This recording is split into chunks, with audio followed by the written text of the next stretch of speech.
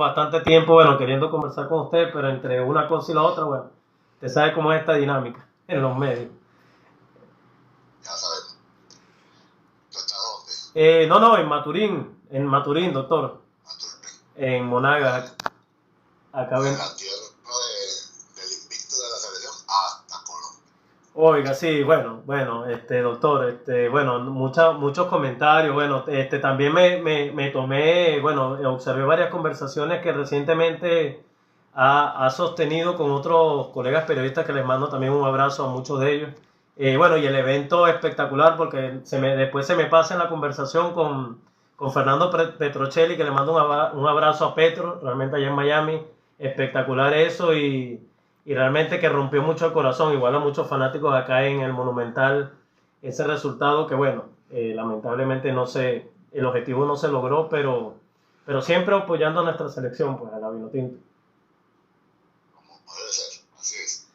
Así Si es. quieres empezamos, Dani, porque yo tengo que hacer otra cosa, ¿no? Perfecto. Usted me indica, bueno, doctor, realmente vamos a ir al grano de esta conversación que luego le pasaré el link cuando esté ya publicada en toda la plataforma Murano Sport. Y realmente, bueno, con el tema de la Vinotinto, doctor Richard Páez, que sí queríamos conocer, porque muchas personas nos han comentado sobre, bueno, esta serie de transformaciones, de lo que sucedió con la Vinotinto, que no se logró el objetivo y desde su percepción, porque casi siempre la mayoría de las preguntas que nos han hecho en la plataforma ha sido sobre qué opina usted que con ese apoyo histórico que se tuvo de inversión, con realmente el apoyo que se tuvo de la fanaticada, ¿qué cree usted que realmente faltó para que la Vinotinto lograra ese bueno, boleto a repechaje antes del Mundial? Bueno, la Vinotinto, que es el tema de conversación en el plano del fútbol en Venezuela y que es un tema que nos volvió a dejar una onda de sección en el partido final de esta eliminatoria hacia el Mundial de las Tres Naciones, queda como una herida que fue física en el momento de la goleada ante Colombia 6-3, pero lo más importante es que deja una herida emocional, una herida de una sensación que no termina de cerrar ese círculo en donde estamos atrapados todos los venezolanos que creemos y estamos convencidos que el potencial y el talento existe en Venezuela, pero que no ha habido un plan integral, que no ha habido un proyecto que verdaderamente tenga un soporte sólido para que nuestra selección en cada una de las categorías donde compita muestre un funcionamiento que nos identifique al gentilicio venezolano. Yo creo que ese es el principal concepto que nos ha hecho falta, que no hemos mostrado o lo mostramos en un momento en el proceso aquel que lamentablemente lo digo con la autoridad moral que lo vivimos, que fue el proceso del 2001 al 2007, donde Venezuela demostró que sí se puede jugar con fútbol asociativo, que sí se puede Correcto. jugar con un fútbol, entre comillas, atrevido y irreverente, porque rompía el paradigma de la historia de que Venezuela jugaba siempre metido atrás, conservador, en donde siempre le daba la oportunidad al rival a que tuviera la posesión de la pelota en un alto porcentaje y Venezuela solamente esperando una transición o una pelota detenida o una acción de balón parado en donde teníamos en algún momento calidad en esa especialidad de jugada. Lo que pasó fue que este proceso no terminó de configurar un juego, un modelo, un estilo en donde el jugador venezolano se mostrara como un jugador de potencial. Fíjate que teniendo la salvedad, que eso hay que marcarlo plenamente, que este proceso estaba plagado de jugadores internacionales, jugadores en muy buenos equipos en Sudamérica y hasta allá en Europa, y que no pudimos mostrar una consistencia en el juego asociativo. Esta es la causa. Cuando fuimos al partido más importante, cuando fuimos a enfrentar la historia, la grandeza, la gloria que por primera vez se acercó, aprovechando el formato de 7 cupos y aprovechando que sea lo que sea, se había mantenido invicto local de Maturín, eran dos expectativas enormes como para decir, hoy va a ser. Pero cuando va al partido, cuando comienza el partido, vimos lo que nosotros como hombres de fútbol conocemos, lo que hemos visto en una forma más o menos consistente en este proceso que pasó, que había mucha emoción, que había mucha pasión, que había mucha entrega, que había mucha fe.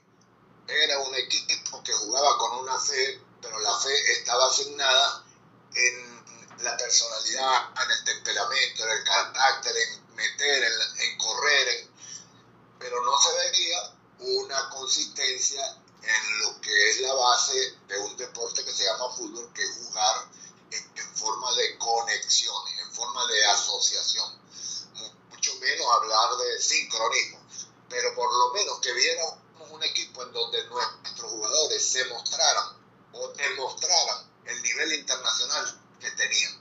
Lamentablemente eso no lo vimos, y lamentablemente Colombia, cuando encontró a una Venezuela destartalada, como sucedió en el segundo tiempo, que realmente cuando comenzaron los cambios el equipo fue como un equilibrio total, el equipo no tenía balance defensivo, todos fue a salir a atacar creyendo que poner más gente allá adelante se ataca más, cuando lo que es la generación de fútbol lo que provoca que un equipo es ofensivo, cuando se ve que todos están en la misma línea de conducta, de buscarse, de encontrarse, de movilizarse, de hacer sociedades, de hacer triangulaciones, de hacer desdoblamientos, y eso no se veía, no se vio, y lamentablemente Colombia nos aprovechó y nos hizo una goleada como para volver a aprender.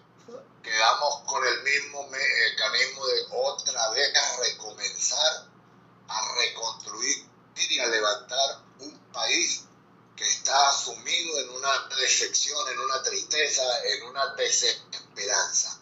Así fue como quedamos. Sí. Así quedamos, y todavía lamentablemente quienes tienen que tomar las decisiones para cambiar esta historia están muy lejanos de ni siquiera llegar al diagnóstico. Y cuando uno como médico no llega al diagnóstico correcto, menos va a pegar el tratamiento o los correctivos necesarios que requiere el fútbol venezolano. No, perfecto, doctor. No, y aprovechando que, bueno, también usted tiene el tiempo bastante limitado allí, quiero ir directo al grano con el tema de las preguntas. Doctor, a nosotros nos apasiona, personalmente me apasiona mucho el tema estratégico. Y bueno, no voy a entrar en detalles para no hacer más extenso realmente a lo que me quiero ir, a lo que me quiero referir, y menos a un ex entrenador como el Bocha Batista. Pero, doctor, nosotros en Maturín, que bueno, se vio un envión anímico con el tema de la Vinotinto los años previos, se notaba, es decir, yo que estuve en el Monumental y estuve en 3 partidos de esta eliminatoria que pasó, se notaba cierto desorden táctico, o en algunos partidos se planteaba una cosa, en otras otra. Y por ejemplo, le quiero hacer una pregunta que usted obviamente es un conocedor de fútbol más que yo. Por ejemplo, en su caso, si usted hubiese tenido una cantidad de volantes disponibles para jugar en la zona de contención, hubiese utilizado, por ejemplo, a Telasco Segovia como 6 en una zona de doble contención junto al Brujo, por ejemplo. Es que lo que pasa es que la gente tiene que comprender que este tipo de trabajo de técnico-táctico requiere de un trabajo, de una metodología que va diseñando unas sociedades sectoriales que después uniéndolas, conectándolas, se van haciendo grupales y se forma después como un equipo. Perfecto. O sea, colocar un nombre en determinada posición, tú tienes que pensar qué tiene alrededor. Correcto. Porque un jugador como Telasco Segovia, si tiene buen pie, pero tiene alrededor jugadores que tienen mucho corazón, mucho temperamento, mucha garra, mucho voluntad testicular, y no tienen esa sociedad como buen pie, se extravía, se pierde. Él va a actuar va a navegar como un náufrago. Perfecto. Porque cuando tome la pelota, los jugadores marcanos van a estar a 15 metros, a 20 15 metros atrás y él se encuentra aislado con una pelota y con la presión que hoy se juega en el fútbol internacional, no te da tiempo para mostrar el talento que tú tienes y más bien quedas como en una zona vulnerable y puedes cometer el error de perder balones en una zona que es muy peligroso perder el balón como es el medio centro. Entonces te vuelvo a decir, colocar y decirme, no, tú colocarías, claro que yo puedo colocarlo, pero, ese pero es la diferencia. Correcto. Tú le tienes que colocar alrededor un equipo que tenga ese balance de juego con jugadores que se busquen, que se encuentren. La garra de Blanco Segovia, que era lo que veíamos contra Colombia, Soteldo estaba a 20, 25 metros abierto, pegado a la raya, jugando eso que llaman ahora juego posicional, que para referenciar al lateral contrario y que de esa manera ubican a un jugador por allá. Al otro lo colocó a Bello, por el otro lado abierto los dos, totalmente los laterales atrás, detrás de Bello porque no pueden transitar una zona que ya está ocupada. Correcto. Entonces quedaban atrás en forma amplitud, pero en sentido defensivo. Y los que estaban por delante de Segovia eran José Martínez y el jugador Salomón Rondón, pero referenciando, pegando a los centrales lo más lejano posible. Entonces te digo, colocar a Segovia, colocarlo en una posición de salida, de proyección, de empezar a generar salida con esos posicionamientos de los jugadores que deberían venir a acercarse a jugar, tú colocas a Velasco Segovia en una posición que es estéril, que es totalmente fuera del contexto de lo que están jugando. No, correcto. O sea, eso es lo que hay que entender. O sea, cuando uno habla de un fútbol irreverente, colectivo, que tenga posesión desequilibrante, y entonces tú ves el equipo y dices, así sí se puede jugar. ¿Por qué? Teníamos a Luis Vera y a Leopoldo Jiménez. Correcto, sí. Ajá. Y teníamos 3 volantes 10 que se acercaban a jugar y como un enjambre de líneas de pase. Y teníamos los laterales puestos ya en la mitad de la cancha para conectar por fuera. Correcto. Entonces tú me dices, ¿se puede o no se puede jugar con un Velasco Segovia en esa posición, teniendo 3 volantes por delante y 2 laterales ya en posición de jugada? Entonces Velasco Segovia ahí aparece con la dimensión del jugador que es. Eso para que se entienda. No, eso, bueno, sí, claro, dos visiones de juego totalmente diferentes. La explicación de por qué se pierden jugadores con esa calidad en un planteamiento que va en contra de su potencial. Correcto, doctor, para seguir avanzando en el tema de las interrogantes, porque entendemos su tiempo está bastante limitado, y bueno, se respeta también, y gracias por realmente esta conversación acá con nosotros. Por aquí le escribe Giannori Guzmán, del Planeta de los Niños, que es un programa, doctor, aquí en Maturín, que ha ganado varios premios regionales porque tiene su misión de hacer cultura a través de un programa de radio con varias secciones de deporte, tecnología, entre otras. Y bueno, estos 3 chicos que le envié, por cierto, el audio y saludo previo, hablan sobre temas deportivos y bueno, me enviaron unas interrogantes acá, y una de esas interrogantes es que ¿en qué lo transformó a usted el antes y después de haber estado en la Vinotinto? Bueno, de la tierra de Maturín, que han salido muy buenos y excelentes representantes vinotintos para nuestras elecciones. Me agrada que esa juventud tenga esa iniciativa de proyectarse hacia el futuro con cosas positivas de ese tipo de programas. La pregunta de qué fue lo que... ¿En qué lo transformó usted en el antes y después? Ajá, la Vinotinto. Pues la Vinotinto para mí fue como una ecuación que cuando yo era jugador de fútbol y haber recibido goleadas, porque las recibí con la camiseta nacional, cuando era jugador de la selección absoluta, yo le puedo recordar a todos esos jóvenes que Richard Páez recibió una goleada de 11-0 contra Argentina en una Copa América, sí, y de 10-0 contra Yugoslavia en una minicopa que se hacía en vivo, y que realmente demuestra que soy un protagonista de la etapa de la Cenicienta, y en donde teníamos un planteamiento, recibíamos un mensaje en donde lo fundamental, lo necesario era cómo hacer para recuperar el balón, para quitarle el balón a los rivales, y era poner todo ese empeño y esa forma de presionar hasta recuperar la pelota.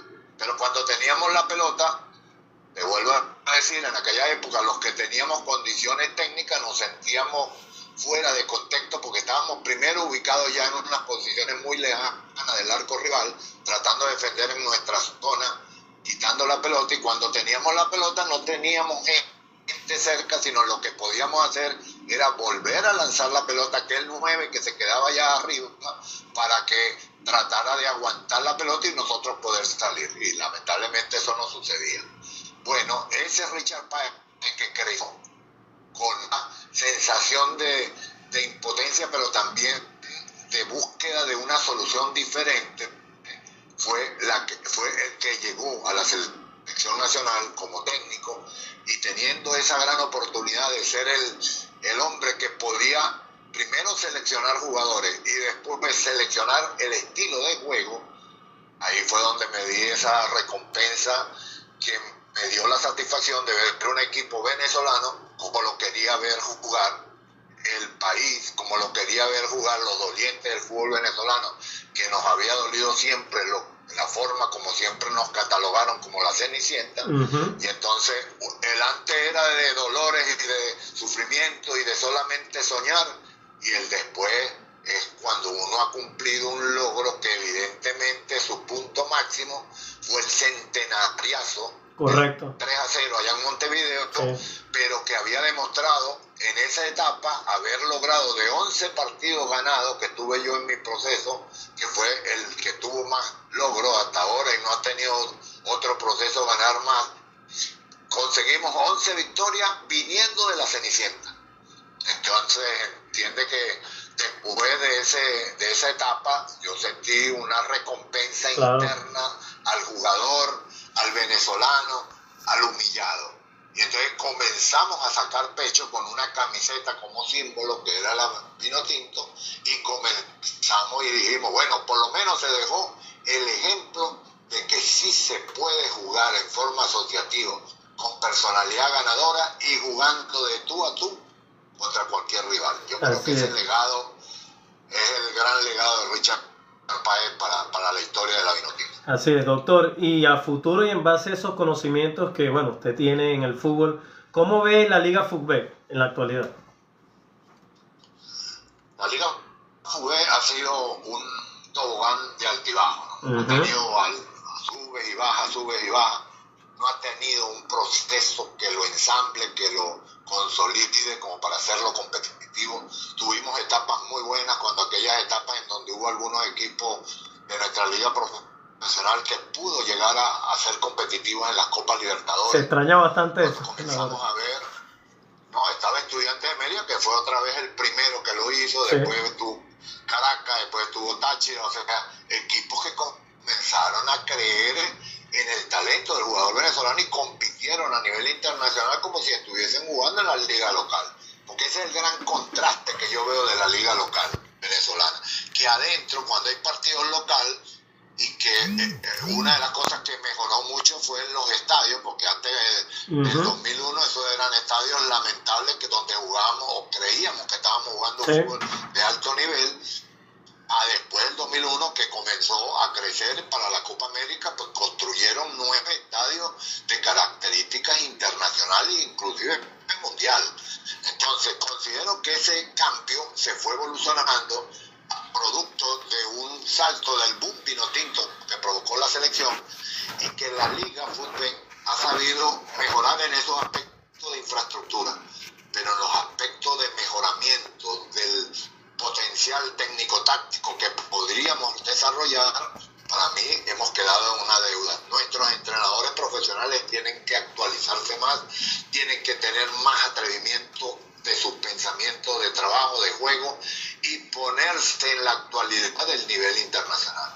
No puede ser que nuestros equipos, ya llevamos muchísimos años compitiendo en la liga local y sacando varios y distintos campeones nacionales, pero cuando llegamos a la Liga Internacional con Copa Libertadores y Copa Suramericana, somos los primeros que bajan de la carrera hacia adelante. Entonces, ese es el gran reto que se tiene que tener en la Liga Fútbol, en donde cada equipo tiene que tenerse a sí mismo una autocrítica para mejorar el trabajo de técnico-táctico de nuestros entrenadores, la formación de nuestros jugadores en categorías menores, como es un equipo profesional debería tener una escuela formativa que vaya desarrollando sus talentos para poderlo después utilizar en el equipo de la categoría absoluta. No, perfecto. Fortalecer en el aspecto integral, o sea, los equipos hoy a nivel internacional no solamente es un cuerpo técnico dedicado al fútbol, sino tiene que haber nutricionistas, psicólogos, analistas de video, gente que maneje la Big Data, gente que maneje la neurociencia, porque eso es lo que exige a nivel internacional, estar al nivel de lo que eso existe. Eso indudablemente es todo un tema económico, porque todo vale, es un dilema, pero fundamentalmente es un tema de organización, de conseguir profesionales en cada uno de esos aspectos y ponerlos al servicio de mejorar cada uno de nuestros equipos profesionales. No, buenísimo, profesor. Por aquí también nos escribe Leonardo y nos pregunta que si cree usted que la disciplina en el fútbol es una regla infalible para el éxito en un mundial. La disciplina tiene que ser vista como una disciplina profesional, no la disciplina militar, no la disciplina de cuchillos entre los dientes, no la disciplina de ser relativo para una cosa así, para otra. No, es una disciplina profesional, son profesionales.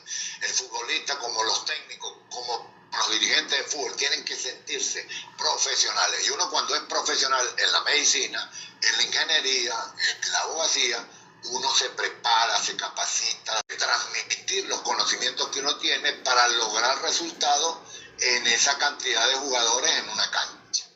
Cuando uno se deja que la disciplina sea relativa o que la disciplina sea muy frágil, que no haya ese componente en donde el jugador se sienta corresponsable, con compromiso de lo que está haciendo, es ahí donde se presentan las lamentables situaciones que en Venezuela mucho más antes, cuando yo jugaba fútbol profesional, eso era una locura, la disciplina, eso no existía de una manera profesional.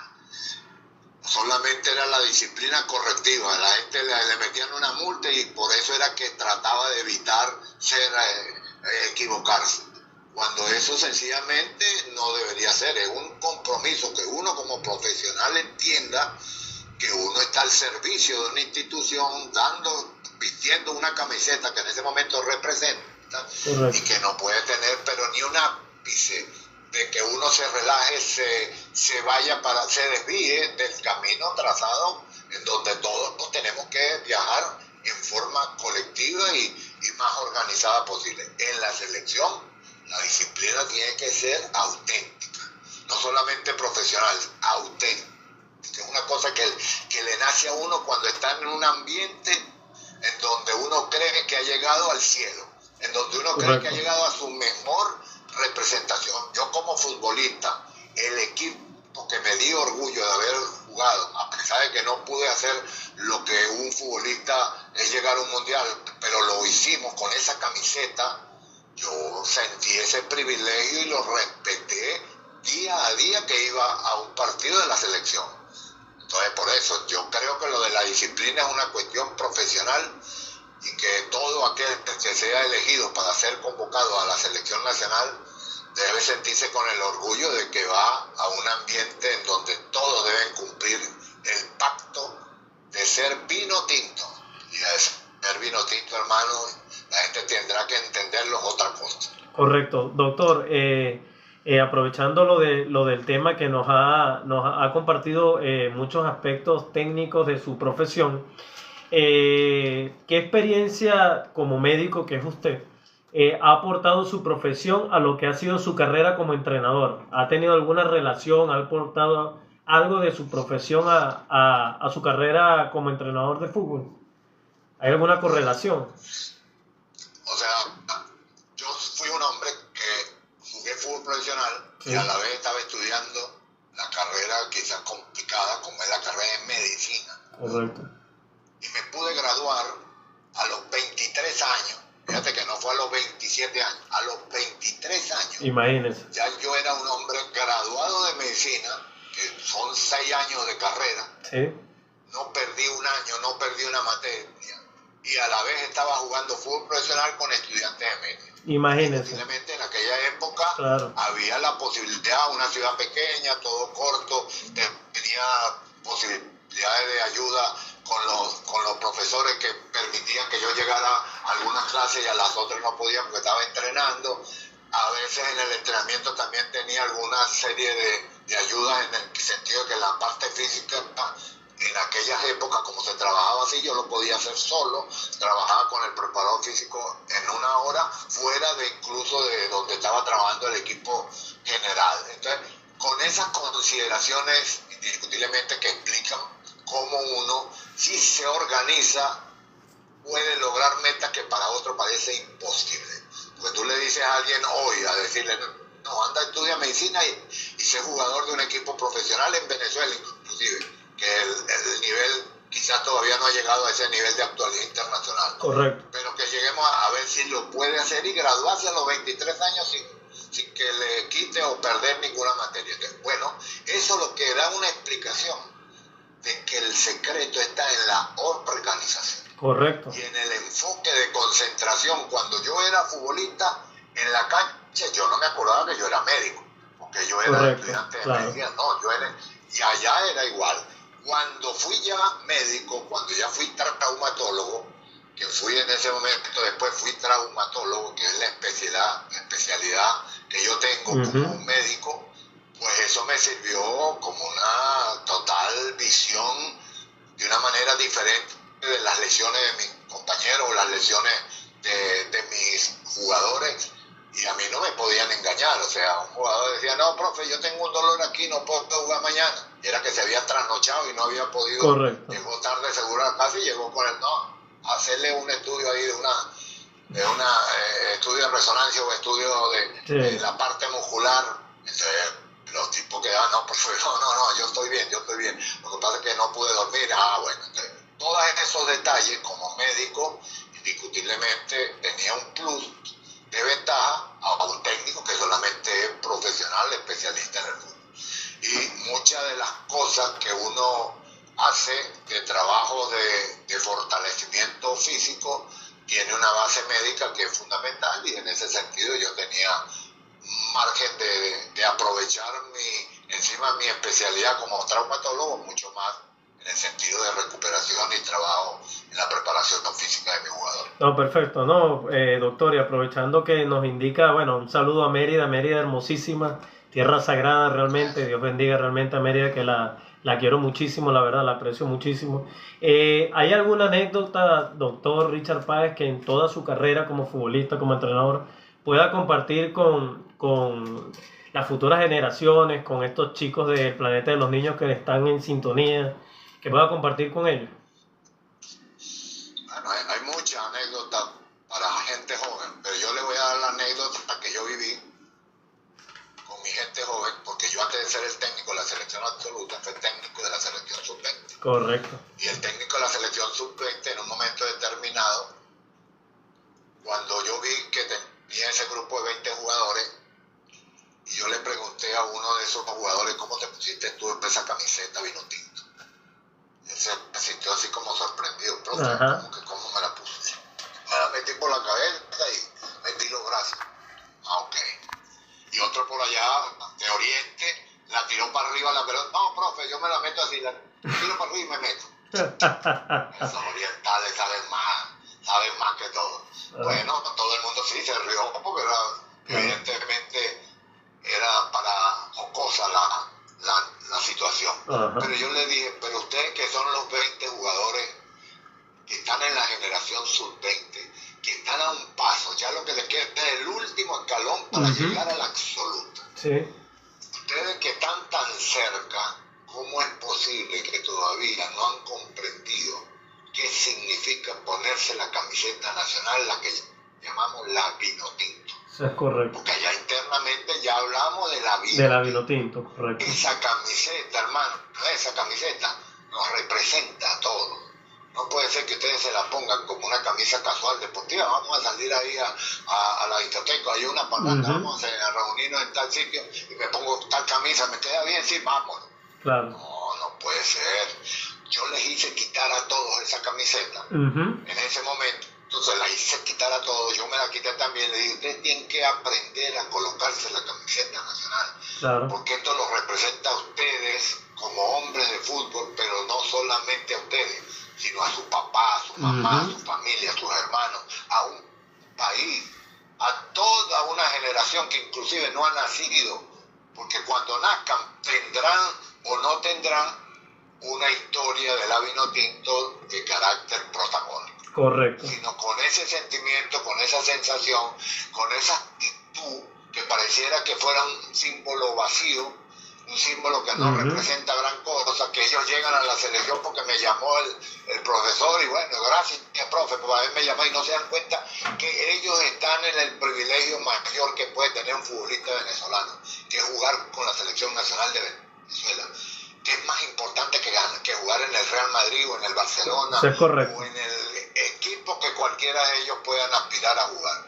Lo más importante es lo que tú representas como venezolano. Entonces, bueno, ese sentimiento se lo hice sentir, se los transmití, entendieron el mensaje y bueno, gracias a Dios después ya se entendieron todos en Venezuela que la Vinotinto es el símbolo patrio que le estaba faltando a Venezuela para unirnos como país. Quizás uno de los símbolos o el único por ahí, ya no quedan muchos, o es el que queda. No, es el que queda, es el que queda. El país, es el que queda, porque ya los otros no lo tienen dividido, uno con el caballo por un lado, con menos estrellas, no. Entonces, bueno, esa Vinotinto representa un punto de unión en donde todos los venezolanos nos miramos y nos reflejamos. Correcto, doctor, para ya ir cerrando, porque sabemos que, bueno, se tiene ocupaciones, ya con eso enlazo un mensaje motivacional para las futuras generaciones, bueno, y para mí personal, que cuando tenga la oportunidad de entrenar en fútbol, ese ejercicio se lo podemos aplicar a varios jugadores para tener lo que es la identidad con club, con selección. Profesor, si a usted también le voy a aprovechar esta conversación rápida para mandarle un saludo a Carlos Saúl también, que trabajó con usted. Si a ustedes dos los llegara otra vez la federación a contactar, ¿usted aceptaría regresar a la Vinotinto con Carlos Saúl?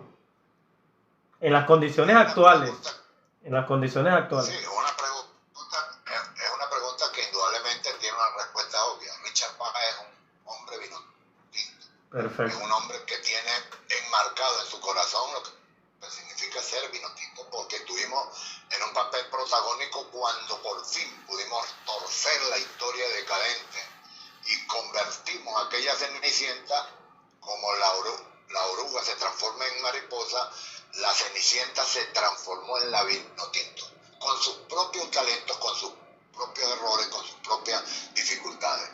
O sea que hoy, en condiciones superiores de apoyo y de organización, ¿no? Porque en eso es que ha aumentado el nivel, por lo menos lo que le han dado a los extranjeros en ese sentido, considero que hoy más que nunca cualquier seleccionador que tenga la capacidad, el potencial de entrar a la selección tiene garantizado un aspecto económico de sostén y de soporte para cumplir un proyecto de grandeza.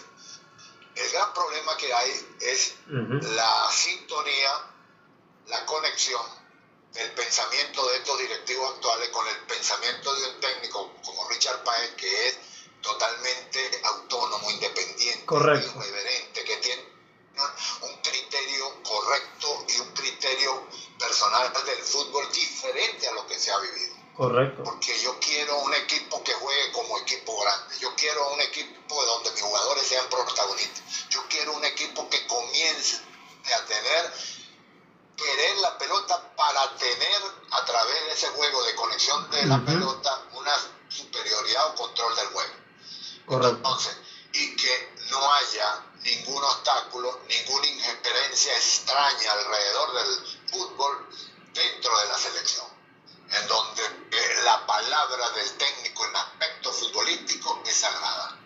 Correcto. Nadie puede entrar en otra cosa que ayudar, colaborar, apoyar, pero no penetrar con ideas, con opiniones con traer tal jugador, aquel jugador, porque eso es lo que se acostumbraron, y con los técnicos como Richard Páez, eso no existe. No, correcto. No, indudablemente Richard Páez siempre va a estar dispuesto de tomar la selección mucho más en este momento, que se vuelve a parecer a lo que teníamos en el año 2001 cuando correcto. Rafael Esquivel me llamó, sí. porque eso era un drama, nadie quería ir. Lo que pasa es que en aquella época nadie quería ir a la selección nacional como técnico, porque era quemarse. Sí, aquel técnico, lamentablemente. Vino Pastoriza, que era un excelente técnico, sí. Y no pudo, porque se deja llevar por la cultura de la lógica. Correcto. Y con lógica significa que Venezuela lo ven inferior a los otros equipos, y cuando uno se ve inferior, plantea un equipo inferior, un equipo metido atrás. Bueno, Richard Páez rompió con ese paradigma bastante, y vamos para adelante. Bastante, pero... No. Termine, doctor. Disculpe. Esa fue la explicación por qué se hubo la transformación. No se hizo lo mismo que se venía haciendo, sino se apostó a algo totalmente diferente, incluso 180 grados diferente. Porque aquel equipo que jugaba metido atrás empezó a salir con un equipo echado para adelante.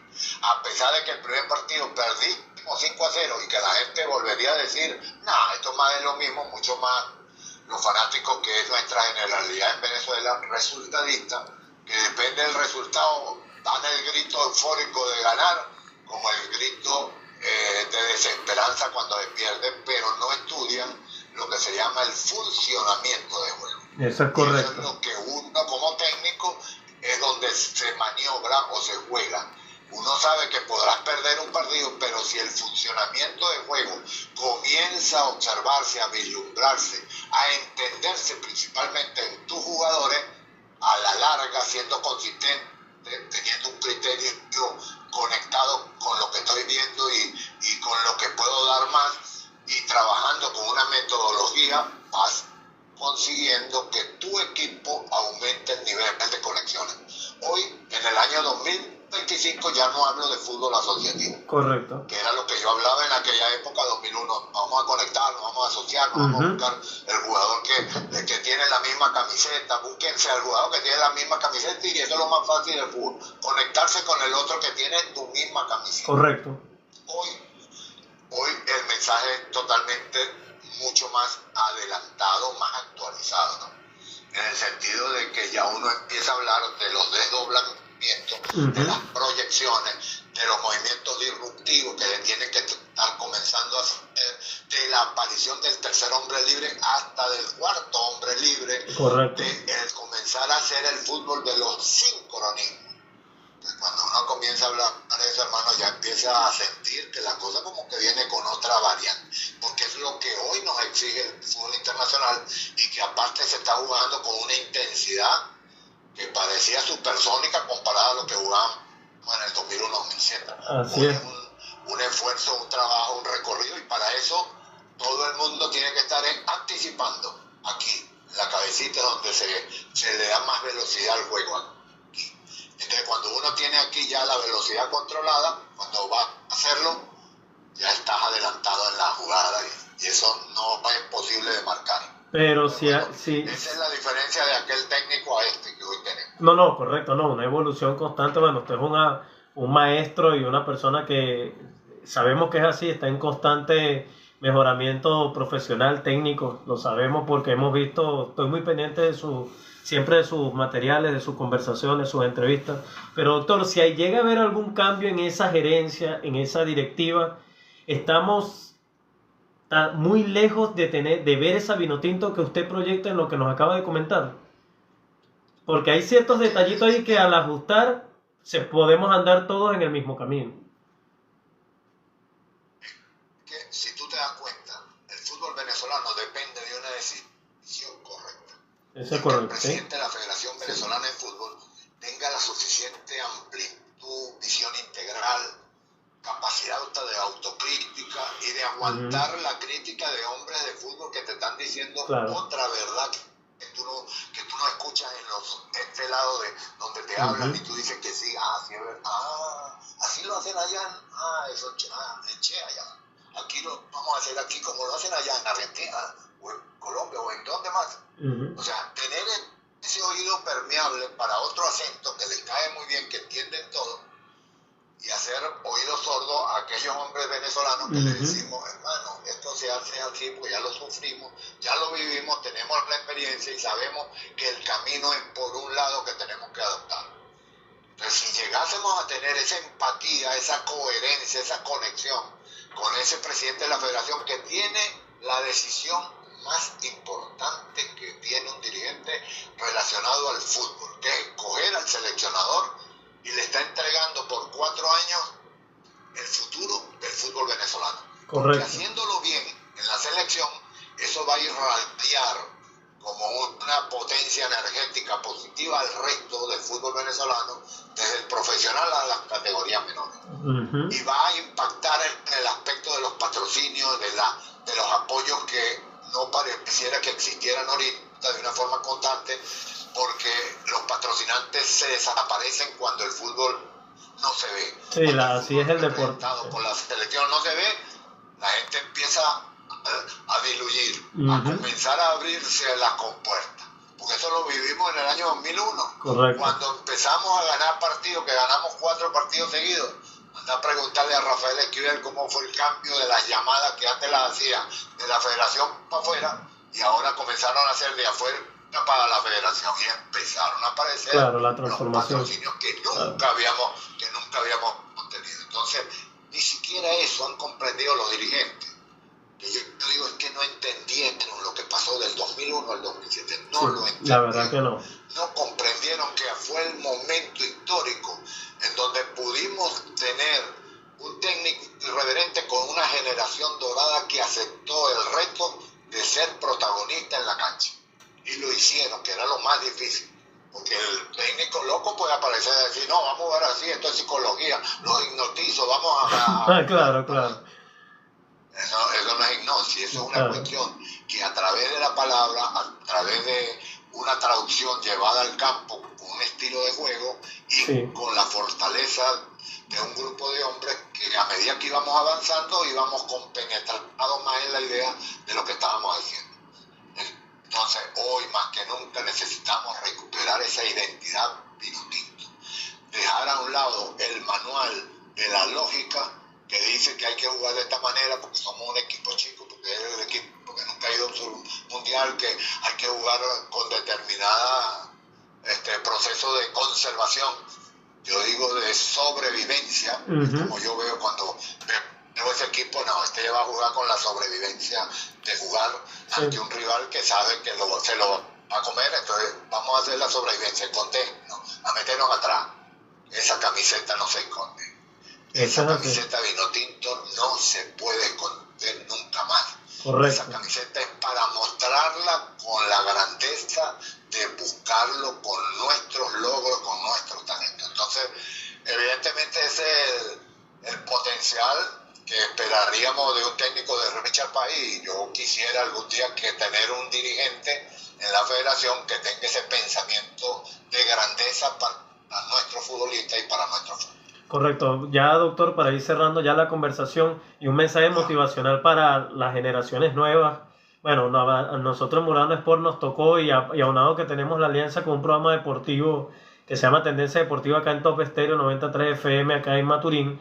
Nos ha tocado un trabajo motivacional porque por la calle hemos visto muchos niños cabizbajos, mucha desmotivación. Realmente Maturín era un cementerio después del día de no conseguir el objetivo.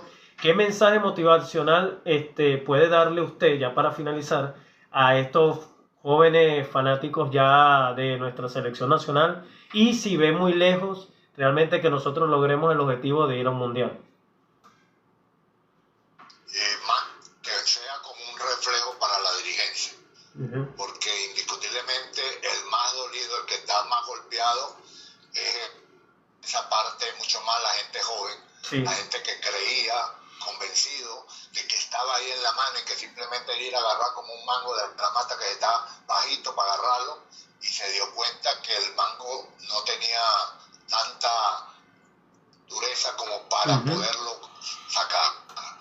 Entonces considero que más que eso uno cuando pierde la confianza, como quedó la selección nacional ante lo que inspiró al resto del país, queda con un estado de dolor, de tristeza, pero fundamentalmente de una sensación de desconfianza. Ya no creo más en ti. Ya no creo más. Es como cuando a uno lo bota una novia porque uno se portó mal. Y entonces, no, ya yo no creo en ti porque te conseguí con otra y tú me dañaste, me quitaste el amor que tenía impregnado en mi corazón que no salía, pero tan fuerte fue la decepción que ya me arranqué ese dolor y no, ya no te quiero ver más, no quiero. Esa forma, la única forma de poder volver a conseguir cierto grado de confianza, construirla y después, a medida que va pasando el tiempo, volver a recuperar ese estado de empatía, de conexión total, porque el amor siempre queda ahí como un sentimiento que al final vuelve a levantar como la ceniza que dicen. Igualito, el amor puede quemarse, pero las cenizas quedan y ahí a través de la ceniza vuelve a levantarse el fuego del amor. Bueno, ¿qué es lo que hay que hacer? Primero, aceptar los errores que cometimos. Correcto. Aceptar en el sentido de perdón, de uno decir, oye, verdaderamente lo hice mal en este sentido, lo hice mal en esto, pero también he hecho cosas buenas, también he visto cosas buenas que he hecho. Veo en ese espejo retrovisor de mi historia y empiezo a mirar para atrás y veo momentos en donde sí cumplí con ese sentimiento de amor, e incluso que explican el amor que se presentó entre la fanaticada y la Vinotinto. ¿Y qué fue lo que se hizo en ese momento? Pues mostrar un equipo que los represente, mostrar un equipo que los respete a nuestros fanáticos, mostrar un equipo que les dé la confianza de ver en la cancha un equipo que sabe jugar al fútbol y que sabe jugar con una dignidad tan grande que no hay ningún tipo de diferencia entre jugar de local o jugar de visitante. Correcto. Porque yo me creo que te puedo volver a recuperar, que yo voy a hacer todo lo posible para recuperar tu amor, tu atracción por lo que realmente te dañé, te golpeé en este momento. Cuando uno hace eso y es perseverante, es consistente, tiene ese criterio de dirección, ten la seguridad que tú vas a recuperar rápido la capacidad de mostrar con hechos, no con palabras. Esto no es con palabras más. Aquí los discursos, los comunicados, las cuestiones de promesa. Muy lindos, son muy lindos. El venezolano no, es que el venezolano ya no come con promesas, claro, no come con acciones. Tiene que hacer cosas, tiene que construir y tiene que volver, en este caso, a reconstruir, yo digo, la identidad que te enamoró. ¿Y cuál fue la identidad que enamoró al país, que la transformó completamente? Vámonos para el 2001-2007. Ahí fue donde verdaderamente comenzó la demostración de cómo queríamos amar al país y cómo el país nos amó. Entonces, creo que eso es lo que hay que hacer, volver a recuperar ese camino de la identidad Vinotinto que nos hizo grandes, que nos hizo por lo menos competir con grandeza. No hemos podido llegar al mundial, pero es cuestión de que los procesos que dan resultados hay que irlo construyéndole más ladrillos para que crezca. Nosotros volvimos a llegar al ladrillo hasta el 2007 y de ahí para adelante, ahora vemos, gracias a Dios, por fin vimos un proceso que es el de Osvaldo Vizcarrondo en la sub-17. La verdad que sí. Estamos viendo, por lo menos están echando cemento del bueno, no cemento con dientes o con fuerza o con garras, sino con fútbol. Con fútbol. Es a través del fútbol que vamos a llegar, no a través de otra cosa. Correcto. Bueno, doctor, todos los caminos como que conducen a usted. Ojalá la gente en la federación entienda que este hombre, Richard Páez, le mostró un camino, no lo siguieron más, pero todavía hay tiempo para reconstruir nuevamente ese camino y hacerlo mucho mejor que lo que se mostró del 2001 al 2007. Claro, doctor, y ya para cerrar, ya con esto sí ya es muletilla, pero ya sí para cerrar, ¿le gustaría ver a la Vinotinto otra vez en Pueblo Nuevo, como local? A mí me gusta que entiendan que la Vinotinto es Venezuela. Correcto. O sea, lo de la localía, indiscutiblemente, en la época que yo lo viví, era la localía que que verdaderamente se respiraba, se sentía el fútbol desde antes del partido, en el partido y después del partido. Sí. O sea, es una cosa que está ahí sembrada en ese gentilicio y en esa historia de Pueblo Nuevo. Pero hoy el país, donde esté la Vinotinto y con ese fútbol que uno hacía, ten la seguridad que esa sensación se va a contagiar como una pandemia por todo el país. Entonces, debería ser igual, indiscutiblemente, los partidos que en Oriente se hacen, y mucho más viendo lo que pasó, lo de Maturín y Puerto Ordaz, para mí, tienen una grandísima ventaja por la localidad ambiental del calor. Correcto. No solamente el calor ambiental con humedad, sino con el calor ambiental que crecería con esa forma de ser del oriental, que ten la seguridad que nuestra selección, cualquiera que muestre ese fútbol en un estadio como eso, va a romper los decibeles de apoyo. Pero nadie puede negar que hay que traer partidos también para San Cristóbal, hay que llevar partidos también a Caracas, a Mérida. A Mérida. Claro. Mérida. No sé por qué el veto con Mérida, la verdad. El fútbol, Mérida, porque pasa que es mucho aficionado, claro, más que fanático. Claro. En Mérida hay más aficionados que fanáticos. Correcto. El aficionado disfruta del juego, no se entretiene, oye, ve la calidad de los jugadores, ve la calidad del juego y por ahí no expresa de forma vibrante, de forma sonora, todo lo que ve, porque queda como un espectador que va a un espectáculo y se sacía con el espectáculo y no lo grita. Esa es la pequeña gran diferencia que tiene el aficionado de Mérida al fanático que hay en otras zonas del país. No, bueno, y con que no se vayan a molestar aquí los tachirenses que son fanáticos de Murano Sport, pero mire, vea, para que vean lo que queremos nosotros a Mérida, Murano Sport. Ah, qué bueno. Tiene todos los representantes ahí de íconos estructurales de nuestra querida Mérida. Sí, adorada, bendecida, y bueno, doctor, agradecido con usted por esta conversación. Muchas gracias y me disculpa el extenso ya que era bastante corto el contacto. Dios me lo bendiga. Realmente esperemos todo conduzca que usted regrese, porque realmente necesitamos a personas conocedoras de fútbol como usted, y agradecido con usted siempre, doctor Richard Páez, por el contacto. Gracias y gracias a todos por allá. Dios me lo bendiga. Perfecto. Chau, chau. Bendiciones, feliz día. Pues.